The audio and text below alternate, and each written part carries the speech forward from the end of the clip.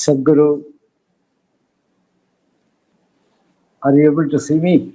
Yes, I'm able to see you. Namaskar. Namaskaram, Sadhguru. Thank you. First of all, I would like to thank you very much, immensely, on behalf of the National HRD Network for making your time available. In spite of so much pressures on your time, I can see every corner of the world have been wanting to have your wisdom and guidance in these difficult times across the globe. Thank you very much, sir. And we expect to listen to you today, a large number of people from across the world, not only HR people, although we expect a large number of our National HRD Network members to be there, all people management professional bodies, some CEOs, CXOs, and other employees and others who are interested in exploring the potential to fight the COVID-19. Sadhguru, National HRD Network was founded in 1985, conceptualized precisely to promote the concept of human resource development, its philosophy, values, and culture. And the philosophy we articulated in those days was all human beings are born with tremendous potential. Organizations are platform to explore this potential. It is the job of HRD facilitators to create happiness at work and help people to explore this potential. Though the first HRD department was started in 75, by 85, the human resource development got replaced by department. And by post-liberalization, by late 90s, the human got totally dropped and what remained as resources. That is why about 5 years ago, visited Isha Leadership Academy at your team's request and gave a course on talent management. I heard you speak that human is not a resource. It's a crime to call human as a resource. Human is a possibility. I was very touched by that because that is what precisely was happening, that we have reduced human to a resource and dropped human in development. So we caught on this. JB and a lot of others from Isha Leadership Academy started this program under your guidance. Human is not a resource. And we had run by now about 3 such programs, exposing almost about 300 and odd CEOs, CXOs, CHROs, and so on. So it has been a pleasure to visit the Isha Foundation and Isha Academy of Leadership and interact with you off and on. I had the good fortune also to go through the inner engineering program before we started the first program. It was a wonderful experience. I still remember very good lessons I have learned from there about how we are products of our memory and the responsibility we have to everyone around. Sadhguru, starting in 1992, you have made marvelous contribution to the entire world.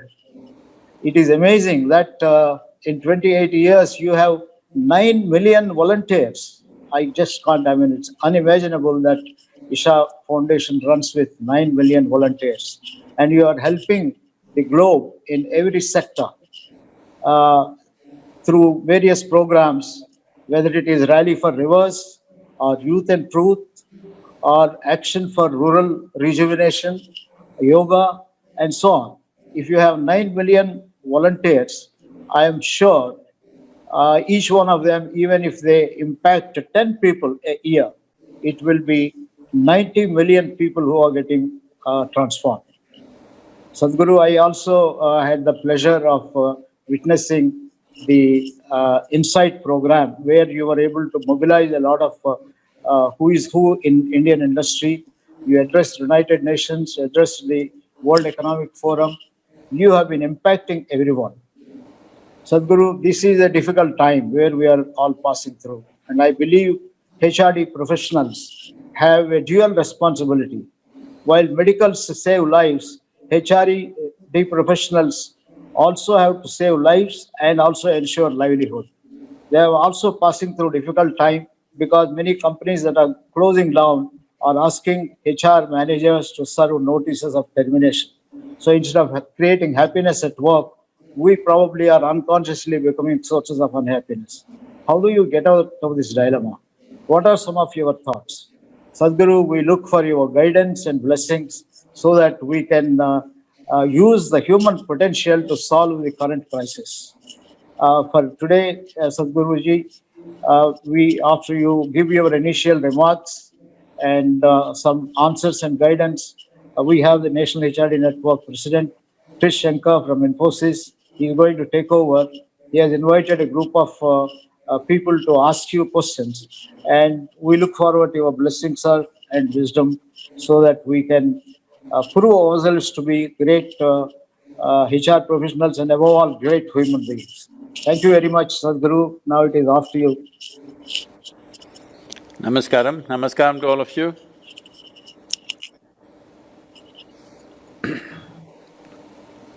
Well, you were talking about 9 million volunteers. What this means is 9 million problems and 9 million possibilities. Yeah. Because this is the nature of a human being. If well nurtured, everybody is a fantastic possibility. If not nurtured properly, everybody is a serious problem. Whether it's a family or an institution or organizations like all of you are participating in, it is important to understand that what we call as a human being is not an established quantity. It is just a possibility. Because unlike other creatures, we have not come fully developed. If a tiger is born, he need not sit and worry how to become a good tiger. Just get enough food, he will become a good tiger. You are born as a human being but to become a good human being, how many things? After doing all those things, you still don't know where you are. This is the nature of human life. Because what is human is not defined. Because for every other creature, nature has drawn two lines. Within those two lines, they live and die. A human being has reached that point of evolution where there is only a bottom line, or even that is not there, he has reached a space where there are no lines. He can become godlike, he can become an absolute brute. Anything is possible any moment in a human being. This moment they are fantastic, next moment what they will become you do not know. Yesterday they were horrible, today they are so wonderful. You must have seen this happening, handling people all the time. But far more so for me because they are volunteers and you cannot fire them, you must understand. So, but the business of human beings, when I say the business of human beings, essentially the business of human beings is, in a way, we are born like a seed. We do not know whether somebody will turn into a sage or a sorcerer. How we nurture it is how it is. When I say a seed, being mango season, if you plant a mango seed, you don't have to worry whether it'll become coconut or it'll become thorns or something. You plant a mango seed, nurture it, it becomes only mango. But that's not the case with a human being. You nurture a human being, he can go this way or that way.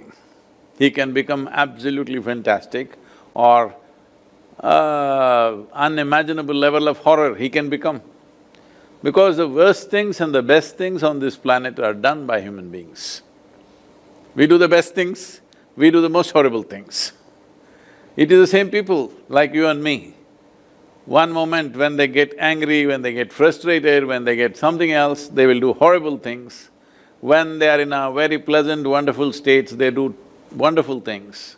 So how to get human beings to stay there as much as possible, that they are in the zone of wonderfulness, not in horror? How to get them there? This is a lot of work. And to keep them there, it needs enormous sense of involvement. When I say involvement, Human beings get involved in different ways. You can get intellectually involved, physically involved, emotionally involved, energy-wise involved, or involved on the level of your consciousness, different levels of involvement. A time is coming because today human beings are immensely empowered by various technologies that are available, education for almost everybody.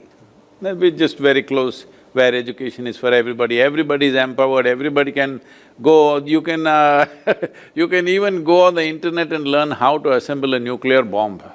I'm saying information is available to that extent. When this is the case, it becomes very significant how we nurture human beings, because the instruments of well-being and the instruments of destruction, both are available in enormous quantities for every human being. In ancient India, for example, before education was given to a child, from 0 to 12 years of age, it was called Balavastha, where nothing was taught. A child should just grow, physically, mentally, his body and his brains must grow. So he should eat well, he should play, he should sleep well, that's it. Because it's important, a human being becomes full-fledged in body and mind. So once body and brains have grown to reasonable size, then education starts. Before starting education, there was one process where every human being who had to go through educational process had to take the step of universal identity. So there was a process at the age of 12 where you have to identify with the whole universe, because it is limited identity within a human being which makes him do terrible things. If you just look at life around us, whether it's individual level of crime or it is organized levels of crime. When I say organized, I am not talking about Dawood Ibrahims of the world. When I say organized crime, I'm talking about religions, I'm talking about nations, I'm talking about large communities. What kind of horrific crimes we have done upon each other is simply because we have a limited identity of being something. So, because every human being is today empowered with the tools of education and technology, it is extremely important that in our organizations, wherever we are, we bring a larger sense of identity. Otherwise, this empowerment will be serious destructive process, which is already happening in many different ways. And if we don't cross this, well, our intelligence can become our destruction. Our capabilities can become our destruction. Already it is in many ways, because if you really look at it, just see this, are educated people destroying the world or illiterate people destroying the world? Please see this. It's the educated people who are destroying this world, not illiterate people. It should be the other way around. Those who are endowed with knowledge must be building this world, those who are ignorant must destroy the world. But unfortunately, it is reverse, because those who are educated have limited sense of identity. Because of that, destruction will happen. Whether it is of nationality or race or religion or caste or creed or whatever. So it's important when we are talking about nurturing human potential, one fundamental factor is to ensure that human beings have a very large sense of identity, not narrow sense of identity, because once they have that, they will become very destructive. This can be just personal identity, this is me, my identity is just myself. Unfortunately, this is being built around the world, I believe in myself, this is me, I like this, I like that, I love this, I love that. Just about everything. When people say, I love this kind of food, I love that kind… See, you liking and enjoying things is different, but you getting identified with this is a problem. Because for small things, football teams, which football team I support, not nation or religion, football teams fight themselves to death simply because they're not identified with football, they're identified with a particular team. Otherwise, whoever kicked the ball well, you would have enjoyed it like I do. It doesn't matter which team, whoever kicks the ball really well, you will enjoy it. That's what needs to happen with life. It doesn't matter where you are, how you are, if your identity is not a very limited process, then that is the most fundamental ambience that is necessary to nurture human potential. If we don't do this, then we will see powerful human beings will become most problematic human beings. People who have enormous sense of energy, competence, intelligence, they will become the biggest problem in the world because of limited identity. It is better they are without much power, much competence. It is right now, it's human competence which is destroying the planet, isn't it? If we had half the brain that we have right now, we would be very eco-friendly. How's that? Isn't it most unfortunate that only if we were incompetent we would be nice? Competence has turned against us, competence should work for us, our intelligence should work for us. Intelligence and education must be a solution, but unfortunately it's becoming a problem.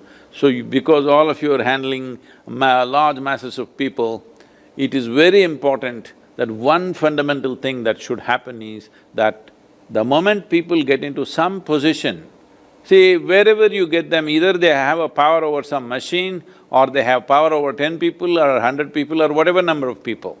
When they have this power over something, it's important their identity is not limited, it must be a universal identity, this is most important. Unfortunately, this is missing in modern education system, this is why human beings are becoming such a big problem. Thank you. Thank you, Sadhguru. I think that was a very comprehensive kind of an overview of things. I think you're very right. I think we need to get people in that zone of wonderfulness that you mentioned and nurture them. And I think the key point that you made is really to create a larger sense of identity in each human being so that they can really do a larger good. So thank you very much for that. It's really a great pleasure to be spending this afternoon with you. We have a group of people who are very keen to ask some questions. The first person who will be asking your question is Mr. Manoj Kohli. Manoj is the country head of SoftBank. He's got an illustrious business career, has been the CEO of Bharti Airtel, CEO of Bharti Airtel in Africa and India, all across, and one of the well-respected business figures. So Manoj, over to you for your question, please. Thank you, Shankar, and namaskar, Sadhguru. Sadhguru, what you said was so profound that it is our problem of giving a limited identity versus a universal identity to our children, to our students, is most important. The question I'm going to ask you is that this is an unprecedented crisis and a challenge to human race in the last 100 years, where there is a huge dilemma of health versus economy. And many corporations are going through trouble, many corporations are shedding people. So how will a manager or a leader keep his calm and composure? And how will he or she motivate and inspire the team members during this period? Now, this period could be, there's a lot of uncertainty. This period could be 3 months, 6 months, 1 year maybe, till the vaccine is found. So just share with us your advice. How will the manager do all this? Thank you.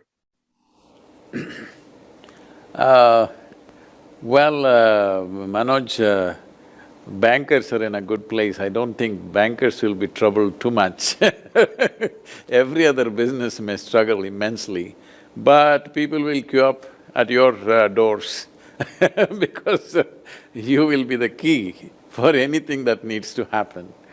So having said that, yes, these are very challenging times, there's no question about that. But a challenging time is also a time of enormous possibilities, particularly for India. I think there has never been a better possibility than this because even among the Asian countries, we have been left behind at least by 25 to 30 years behind every other nation. If at all there ever was a chance to level that situation, this is the best time. Well, a possibility is there, but will we have the agility, the commitment and the courage to make this possibility into reality? That is always a question mark. That is dependent on all of us. There's no one person for this. All of us matter in this, that we must make this possibility into a reality for this nation, because as all of you are living in cities, but I'm sure you are exposed to some rural life.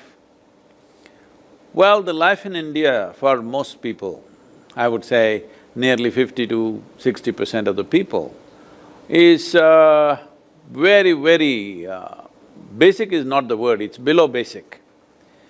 People may put them above poverty line, but if you look at the quality of life that they live and how human possibility is stymied by the situations in which they exist, is a very distressing situation.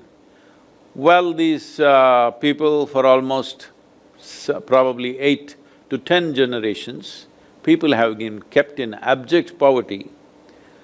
In the last 20 years, we say we have pulled about 240 million people out of poverty, but in the next 6 months, it is possible that we may push them right back below the poverty line once again. It is very much a possibility that it's it's at our doors right now. So, how to handle such a massive thing, but your question is more specific to managers, how to keep people, whom to fire, whom to keep, what to do, because everything will be curtailed.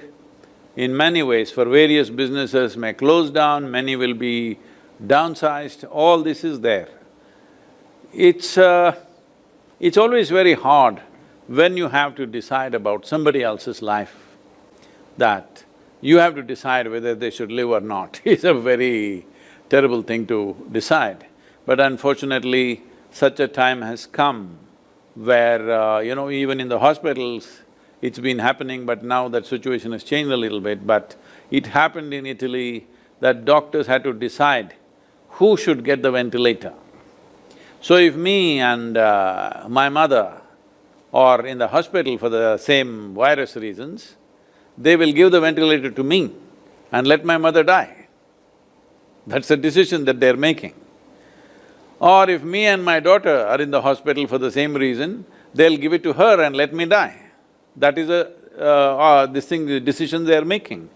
This is not a nice decision to make for anybody, it's a terrible thing. But unfortunately, sometimes when hard times come, such decisions will be thrown at us. It is very important, this must be handled with utmost compassion and care, but still they are going to be terrible decisions, whichever way you decide. Because when there is only one piece of something, it has to be decided who gets it. There is not enough for everybody. That's what poverty means, there is not enough for everybody, so you will have to decide who will eat, who will not eat, whose children will go to school, whose children will not go to school. It is a terrible decision to make, but we are faced with such a situation. This is a time where our humanity should be at our best. But still, we will make very inhuman decisions. If you don't make those decisions, you cannot manage the situations which for it to prosper, for it to be possible tomorrow. Today you have to make very hard decisions so that tomorrow will be a workable situation, that we don't get all sappy and destroy everything. No, it is very important we make hard decisions. One of the things that companies could consider, this is not a reality for everybody, but it is possible in many businesses, not in every business maybe, but in many businesses it is possible that we could inspire the employees to go for half pay and keep everybody going and use them for some other possibility. See, we are still a developing country. That means, the word developing means there is still a lot of things that need to be done. We are always expecting that the government should do it. We will just run our business, you do the development. But this is a time This is a time to negotiate things even with the government. What the government has not been able to do for the last 75 years, this is the time companies should look at the problems of this nation and say, we will take this problem and solve it for you. We have this many people, but we don't have money to pay them, so we'll pay half salaries instead of firing half the people. This may be a great possibility because there are so many things in this country which need to be sorted out, which the government machinery is unable to sort out. Well, to get it, wrest it out of the government hands is going to be some kind of task, but right now there is a dynamic leadership. If somebody proposes this properly, with specific problems in the country, that we as a company can solve this problem for this many people in this country or this particular state or wherever we are, wherever our competency is, I think this could be minimized, these hard decisions could be minimized. It's not that it can be avoided, it is anyway going to be there. As you see, migrant labor are all going back. That migrant labor going back also is an issue because if they had gone back in the first week and come back now, it would have been nice. But you kept them in the cities for 6 weeks, now when you're just about to open things, now they're going away. This is going to be a major problem because once they go back, they will once again, because this is agricultural season, rains will come, they will try to get into some agriculture, one small piece of land they will have somewhere, they will go and start scratching that. That means another 4 months, 5 months, they won't leave their village before they harvest that. This is not a good situation, but at the same time, for the HR professionals, how many people you have to fire has come down because they've gone voluntarily. But businesses cannot fire without those people coming back, especially construction industry and variety of other activity cannot come back immediately simply because the labor are gone. It is going to be quite something to coax them back to the cities where they have suffered for a few weeks. If we had sent them in the very first week and asked them to come back now, they would have happily come back. So this management did not happen because nobody thought it'll go for 6 weeks, they thought it's 15 days, then they thought it is 30 days. Well, these are hard times, nobody knows exactly what to do. We have to take that in hindsight, all of us can make fantastic decisions but in foresight, it's very difficult because nobody knew and even now we do not know what this damn virus is going to do to us. You said vaccine. I have my very big doubts about vaccine because already they are identifying 10 varieties of viruses. The same virus has taken on 10 different forms. So even if you make a vaccine, it may not work for all the 10 of them. You have seen the polio eradication program. Though the vaccine was well established and it was very easy, just a drop in the mouth, in spite of that, it took us 20 years to administer these polio drops to every child who needed it. So, for 1.4 billion people, or you cannot think of that in anymore like that because it's a pandemic, for 7.6 billion people, how are you going to administer the vaccine? How long will you take? Even if you find the vaccine tomorrow, when will you produce it? When will you administer it? How will you make sure it goes everywhere? Now, after the vaccine, well, the flu vaccines are happening in United States all the time. If you take a flu vaccine this year, that doesn't mean next year, the next flu that comes, you are immune to it, you are again getting it. So by the time you take the vaccine, after a few months, this pandemic makes its circles elsewhere because of international travel, it again comes back to you may again get it. So how this is going to play out is nobody's prediction. It is not nice to be simply predicting and thinking this will happen, that will happen. We just have to understand in many ways, at least for the coming year, the way we have been living and how we will live in the next 12 months for sure is going to be very different. Only if we make it very different, there is a possibility of us coming out of it. Otherwise, we may get embroiled in it for a very long time. It's very much possible. Scientifically, there are various explorations happening, but there is not one clear voice about it. Nobody is certain that this is how it will behave. There is no such it is not giving you such a clue because it's behaving differently in different people. It is even affecting children now. It is doing variety of things, not just a respiratory infection. It is doing variety of things, damaging livers, damaging even neurological systems, damaging brain damage is happening. Now digestive system is seriously being affected in many children.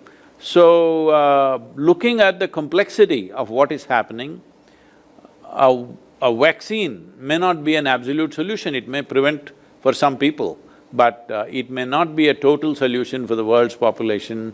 So we are facing an unprecedented problem for this generation.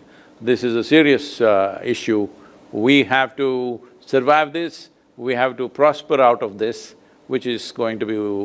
the best in us have to come out right now.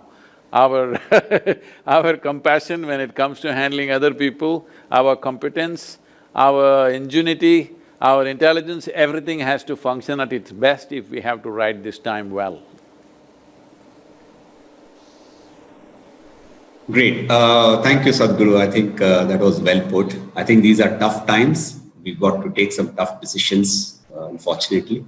But as you said, with our compassion, try and minimize the difficulties for people. But yes, if you, as you said, ingenuity, compassion, everything, competence at the maximum, we'll be able to really get through this difficult phase. So thank you very much for that. We now go to our next question. Thank you. The next question is from Anuradha Razdan. Anuradha Razdan is the CHRO or HR Director of Unilever in South Asia, India, Bangladesh, Pakistan and Sri Lanka, which is called HUL in India. So Anuradha, over to you. Thanks. Namaskar, Sadhguru. It's a pleasure listening to you today. My question is that, for generations, we have nurtured managers and leaders who are very task-focused, who are always, trained to go for productivity.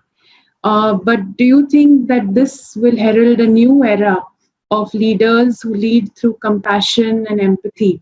And how do you think that we can start building those qualities right from the start of people's education and careers? Any thoughts? Thank you. About being task-oriented, essentially means we are trying to handle human beings like a limited quantity, like a machine. What it is capable of, let's get the best out of it.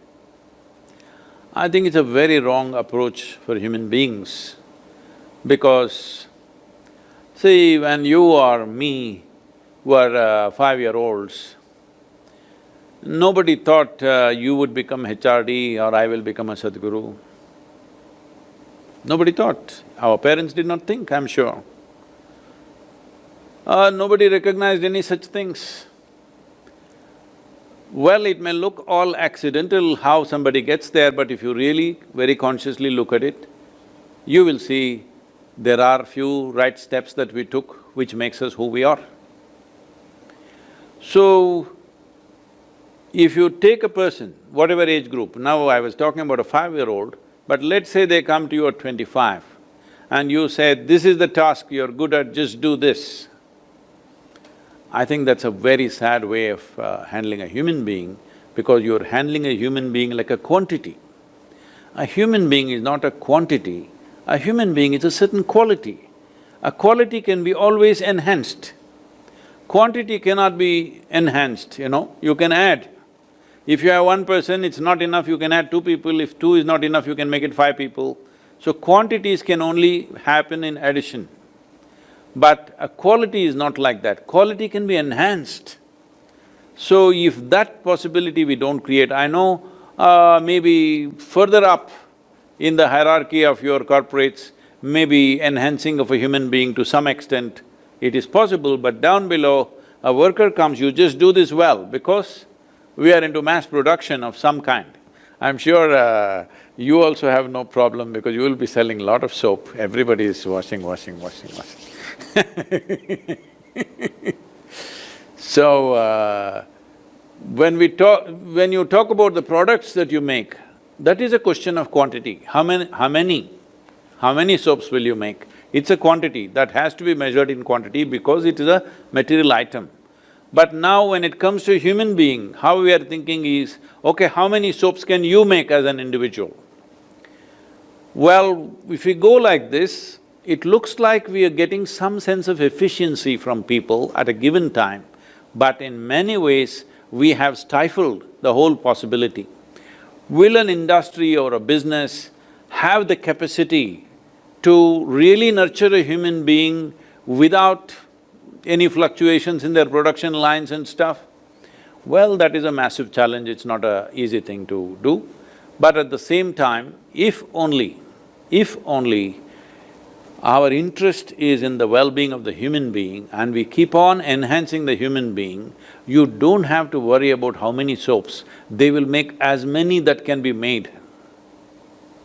But that has not been the focus of mass production in the world. The focus of mass production in the world is about making a machine out of a human being. Now today, because of information technology and artificial intelligence coming about, we are seeing how to make a human being out of a machine. When we are seeing how to make a human being out of a machine, is it not important that we clearly see how to make a human being as full-fledged as possible? But that focus has not been there. That cannot be just done by one single company or one HR person. That needs to become the culture of a nation or culture of the world. I feel it is coming because once this mass production of education is gone, which I think its time has come, its nemesis is coming. Even as a child, I went to school only when it was absolutely necessary because I thought it was totally unnecessary process. But after my dreams that I had when I was 7, 8, that all this school should just vanish one day, I think is happening now thanks to the virus and to the artificial intelligence. Both together may destroy the schools, it's every child's dream, believe me.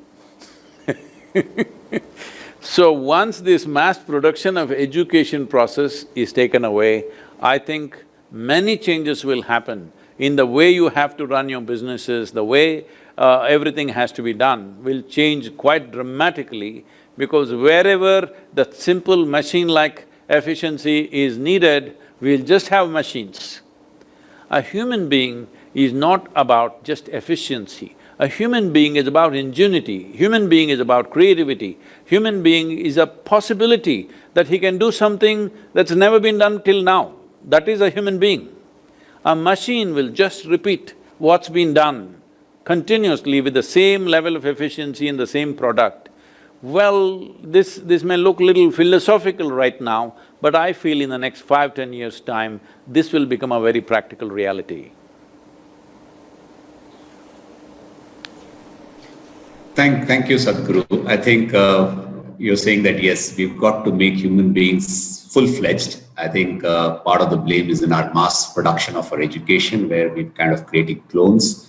I think that's something that I think we all have to work together and change, so that right from the beginning we create this full-fledged human being and who can really reach their potential with all the possibilities. Thank you. I think we'll just move on to the next question. And for that, we have Mr. Prem Singh. Prem Singh is President Group HR of the JK Group, and with a very illustrious career. So, Prem Singh, over to you for your next question.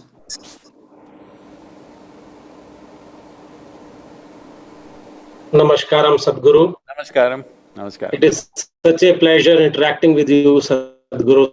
Thank you for your time. So my question is at two levels, Sadhguru. One is, as a result of this pandemic, how do you see the world changing? One is at the social level.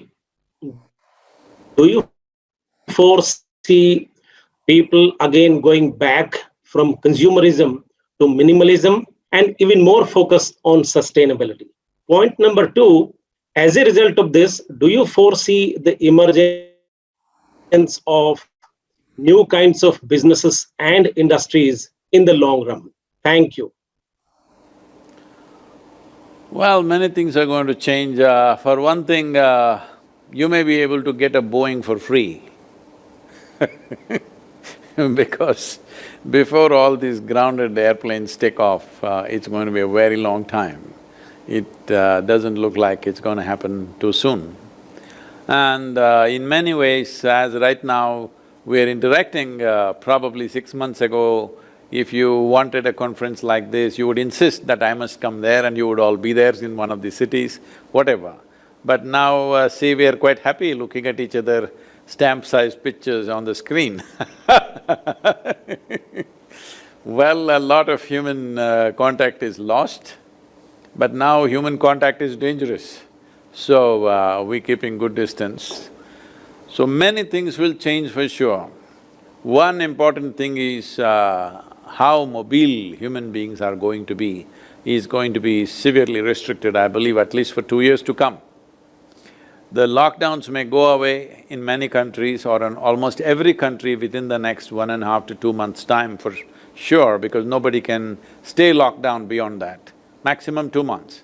Not because the virus has been tamed, simply because we can't afford to simply be on a lockdown forever. We are opening it up. Even now, we are supposed to open up on 17th, but maybe many of you are in Mumbai. Where will Mumbai open up on 17th? If you open up Mumbai on 17th, it'll be a disaster. It'll be a serious disaster. So, similar things can happen elsewhere once you open up. So, these whole numbers that media is putting out there are only 5 cases, new cases in this city, there are only 10, all these things can completely change. At times like this, statistics should be used like how a drunk uses a lamppost, only for support, not for illumination. It doesn't tell you anything, it just gives you little support to make a few decisions, that's it. So, how many things are going to change, what is going to change, it's nobody's guess, but definitely things that will change are anywhere where people have to be close together is going to change. That means, well, our yoga programs are going to change immensely. We are gathering 8,000, 10,000 people in every program, that's going to change for sure. And God will be free for some time because nobody is gathering in the churches, mosques and temples, so he is also having a nice holiday. And cinema theaters, that means whole entertainment industry is going to be seriously affected because mass gathering won't happen. So maybe they will allow only 1/3 of the population, 1/3 of the seats will be occupied, that means the box office is gone. So like this, all these industries will go, airline, travel, many things. People may travel by road, you can't contain them, but airline travel, because it's a contained space where recirculated air is going on, I think there is going to be immense amount of fear, and once airlines don't happen, a whole lot of things will not happen because these are the traveling and spending people in the world. People who fly in the world are the people who are traveling and they are the spending people. So when the spending people don't travel, I think only SoftBank and Amazon will be making a lot of money. Everybody else will have their troubles. But new possibilities are there for sure, as I said. Many areas of this country, for example, which are unattended, which are in government hands but unattended for long periods of time, could be taken up as businesses, could be taken up as business services, and there is a huge possibility. And as I said, because of certain level of distrust in our neighboring nations, there's a huge possibility. Already Japan has announced $525 billion for all Japanese companies to move out either partially or fully out of the Chinese territory, just to see that they spread their footprint, it is not all focused in one place. And much more severe things or much more drastic things will be done by United States. India is a prime possibility, but we must be quick on our feet to grab this. Certain policy changes are being made. In my opinion, we must… these 28 states are there because this needs to be spread out. Every state must get a minimum, there are over 300 companies like this which could be amounting to about $1.5 trillion of investment.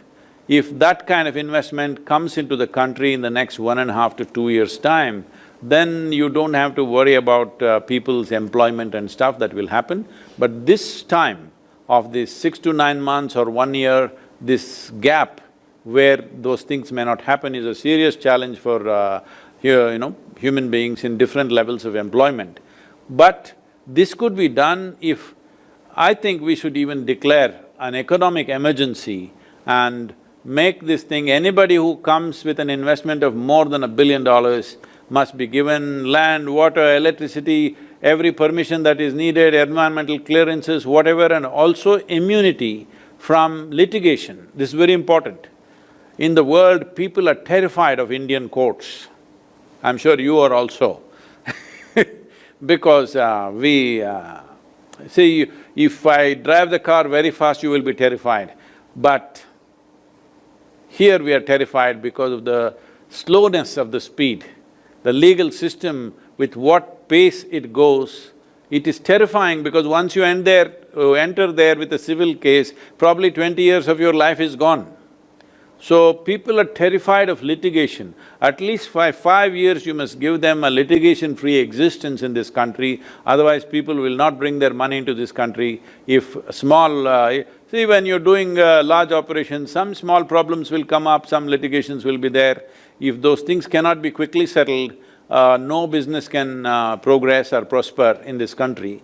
So litigation-free and no kind of labor strikes, this, that's not a big issue now, it used to be at one time. But it must be litigation-free for at least 5 years, whatever other tax sops and this and that you're willing to give. Anybody who brings a minimum $1 billion investment, we must make those policy changes at least for the next 3 to 5 years if we want to come out of this quickly and take advantage of a certain geopolitical change that's happening. Because otherwise, catching up with other nations, which as I said already, 25, 30 years behind we are, catching up is not going to be possible in usual way of doing things. Whether this virus turns out to be a disaster or a great possibility simply depends upon how agile and innovative we are to grab this opportunity. Right. Thank you, Sadhguru. I think that's very clear. This is a big change and also a huge amount of opportunity for us as a country to really, capitalize on. So thank you for that. We'll move on to the next question, and we have Seema Bangia, who's keen to ask that question. Seema Bangia is the head of HR for Mahindra Defense, part of the Mahindra and Mahindra Group. So over to you, Seema, for your question. Thank you, Krish. Namaskaram. Namaskaram, Sadhguru. I have a question now. As employers or as seniors, how do we help our teams to face and confront this COVID-related fear and apprehensions? Let me not go into the medical precautions that you need to take. I think now everybody is aware of this. But the big problem is people… anxiety and fear of what will happen, how to deal with that.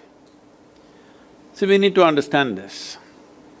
Whenever there is a challenging situation in front of us, that is a time when our bodies, our minds, our emotion, our energies must function at its best. But for most human beings, I would say at least for 80% of the human beings, when they face challenging situations, that is when their mind gives up, their body gives up, their energies fail and their emotions spill all over the place. What this means is, in a way, there is an external enemy that you need to deal with. A situation has turned against you, but now you choose to turn against yourself. This doesn't make any sense. But most human beings are doing this to themselves. This is what they call a stressful situation, anxiety, this, that. These are all many names. Essentially, the problem is just this: your intelligence has turned against you. Once your intelligence has turned against you, no power in the universe can save you, because it can destroy you from within. So it's very important that every human being at least does a few simple things with oneself to see that especially when difficult situations come, your emotion, your thought, your body, your chemistry is 100% with you, does not turn against you. Because any kind of anxiety or fear is debilitating, it does not enhance your life, it destroys your life. Who you are, what you are capable of will get super minimized simply because you're in a state of anxiety or fear. So, this is a time when you should be enhanced, but you get minimized. So, how do I do this? See, there are only two problems for a human being, or two levels of suffering for a human being. That is physical suffering and mental suffering. Physical suffering, unfortunately, has come to, the labor level of people, they've lost their thing, the starvation, all these problems are there. Our teams are also working in this region. I never imagined in rural India there would be so many people, but it is absolutely shocking to see thousands of people queue up for the food that we are supplying, because there are that many migrant labor merged with even rural India, not just in the cities, and they have no means, there's no work. 6 weeks, there is no way for them to survive, they don't have that kind of, bandwidth to survive.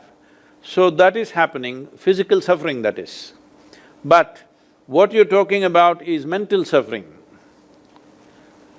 Mental suffering is totally self-inflicted. Mental suffering essentially means, see, if I ask you a simple question, would you like your intellect to be sharp or blunt? What would be the answer? Sharp, of course, isn't it? Everybody would say, I want my intellect to be sharp. So essentially we need to understand, intellect is like a knife. The sharper it is, the better it is. So it is a cutting instrument. Now, if you dissected something else, it looked like a revelation. But when you try to dissect yourself, it is going to be extremely painful. So we don't give a knife to a child's hand, not because a knife is dangerous, simply because a child's hand is unpredictable and unsteady. So right now, this is all the problem. You have been given a mind which doesn't have a stable enough foundation right now. Because you know Charles Darwin, you heard of this man, an Englishman? Charles Darwin, you know? So he said something like this, a goat could have become a giraffe over so many million years, a pig could have become an elephant over many more million years, but an ape or a monkey became a human being rather too quickly. So quickly that anthropologists have been searching for a missing link which they have not found yet. So, in terms of our relationship with the monkey, for example, in terms of DNA difference, between you and a chimpanzee, the DNA difference is only 1.23%. 1.23% is not a very big difference, isn't it? Physiologically, that's how close we are to a monkey. But in terms of our intelligence and awareness, we are worlds apart from a chimpanzee. So right now our problem is just this, we have an intelligence for which we have not been given a stable enough platform on which it can function. So unstable platform and intelligence is hurting us so much. Human beings don't need any outside help, they are on self-help. Simply, they will suffer. Nothing need to happen. If something happens, they will suffer. If nothing happens, they will suffer. If somebody is there, they will suffer them. Right now everybody is complaining at homes, how to be with family. If you're away from the family, you suffer. So no matter what they're suffering, what they need to understand is, they are not suffering life, they're suffering their own mind. And the two main aspects of the mind which they are suffering is just this, memory and imagination. What happened 10 days ago or 10 years ago, people can still suffer. What does this mean? You're suffering your memory, not life. What may happen day after tomorrow, you're already suffering. What does this mean? You're suffering your imagination, not life. So, you are suffering the two most important faculties of being human. Because we are human, Our lives are the way they are, our lives are rich only because of a vivid sense of memory and a fantastic sense of imagination.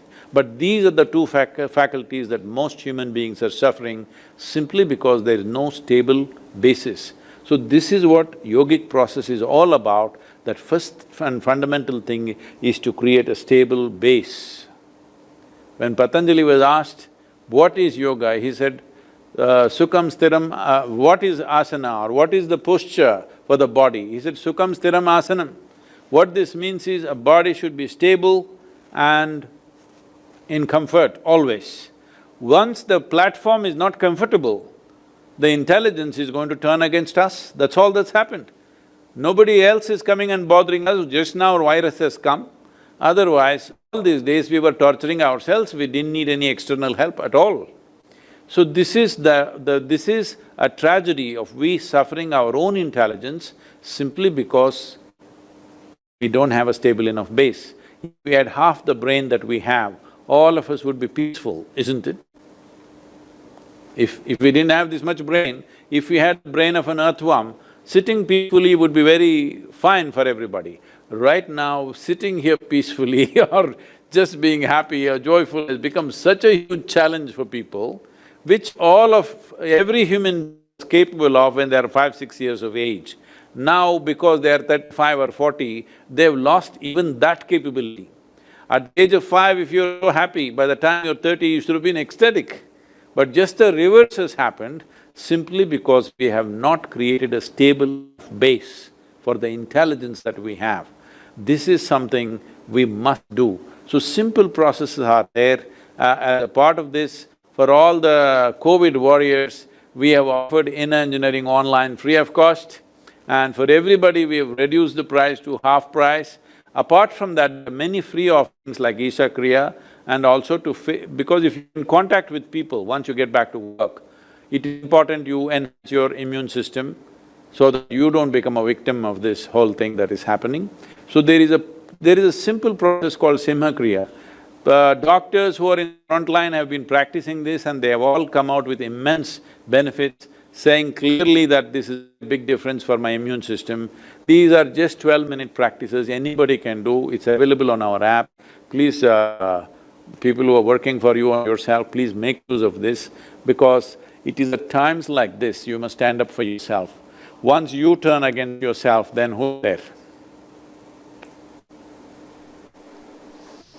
Thank you, Sadhguru. That's very good. I think it's a lot that we have to do ourselves to really, ensure that we are stable, and really all this. Gods are on a vacation, so you have to stand up for yourself. All temples, churches, everything closed. Okay, I don't know if we have maybe time for one last question before we think. This question is by Nikita Doshi. She works for Publicis Sapient in the leadership development team. So over to you, Nikita. She's part of some of the young leaders we have in NHRD. So over to her for a quick question. Pranam, Sadhguruji. It's an honor to interact with you and just to listen to you. You're an inspiration for happiness. You're for so many people around the globe. My question today is on happiness, Sadhguruji, and its connection with expectation. So it is said that happiness is reality divided by expectations. So if we keep our expectations low, happiness will increase. So my question is it wrong to have expectations? Often we are told to lower our expectations. So is it wrong to have expectations, and how does one do that? How does one lower expectations from self and also from others, people in our family, at work, friends? Thank you. This lowering of expectations, this works as you get older and older, you lower your expectations. When you're dead, you will be absolutely free from expectations. If there is no expectation, how do you strive for something? How do you work for something? These philosophies are fatalistic philosophies. It is not about lowering your expectation, it is just that your expectations must have reality as the basis. Your expectation should not be fanciful about yourself. Your expectations is, as reality is in that, how to get the best. Have you ever plucked a mango from a tree? How can you miss such experiences being in India? This is the time to do it, you're on a vacation right now. So if you want to pluck a mango from a tree, you went and you started digging the ground, thinking it grows like potatoes in the roots, well, you're not going to eat a mango. If you want mangoes, you have to look up and maybe you have to climb up the tree. So I'm saying, if your expectations are in completely wrong directions, then obviously it won't happen. When things don't happen the way you want it, you think you have a right to become unhappy, right? That's what is the question. So first of all, the question is, do you have a right to be unhappy? Right now, people are saying, we are free, we don't want to follow all these restrictions, the virus restrictions, whatever in many nations, especially in United States, people are saying, we are a free nation, we have First Amendment, we have Second Amendment, we can shoot it with a shotgun, the virus. That's the attitude. Well, yes, you're free, but you're also free to die. Everybody's free to die, Anyway, we all die, so we are free to die right now. There is nobody stopping us. Somebody is telling you, if you were sensible, you don't have to die. That is the thing, and not only about you, people around you. So now, what happens in one direction, if you try to do it in another direction, obviously you will fail. Let's look at it very simply. Whether it is happiness or unhappiness, whether it is pain or pleasure, agony or ecstasy, does it happen from within you or outside of you? Within you or outside of you? From within you, isn't it? So what happens from within you, if you try to get it from outside, how will it work, I'm asking? How will it ever happen? Obviously it won't happen. So obviously you will be frustrated, obviously you will be thinking something is wrong. You are digging the ground for mangoes. You are not going to hit mangoes. Once in a way, a mango may fall down from the tree and you will only pick those rotten mangoes. You will not eat the best of mangoes in your life. The sweetness of life will not come to you unless you understand human experience is essentially generated within us, no matter what it is. Pain, pleasure, joy, misery, everything, it comes from within us. So if you want to be happy, expectations are about work, expectations about activity, expectations are about what we want to create in the world. Expectations are not related to your happiness. The once you link them, well, you being happy is going to be very remote, then you will get into these grandmother philosophies, reduce your expectations so that at least you will be reasonably happy. This is a killer, okay? This kind of philosophy is a killer. It destroys all human potential because now you have lowered your very possibility of life. What you're calling as expectation is essentially some kind of a plan for life, isn't it? If you make a small plan and say, yes, I won, what is the point of that? What is the point of that? What is the point of making a ridiculously small plan and say, I'm a success? No, you make such a big plan that you will be a failure in your life, but a blissful, wonderful failure because your plan is so big, it can never be completed in a generation. That's how big your plan should be, so that you are fine dying as a failure because your plan is so big, your vision is so big. I will die as a failure, I know this, but a blissful failure for sure. Thank you. I think that was a wonderful kind of an end to this session because I think you've really captured it. I think we got to aim high, make a plan which is really worth living for and make it count. So thank you so much. I think it's been wonderful, Sadhguru. Thank you very much from… I think you've in whichever way we can be of use to yourself or to all the people whom you manage, we are available to you. Please make use of us. That's why we are here, because our entire work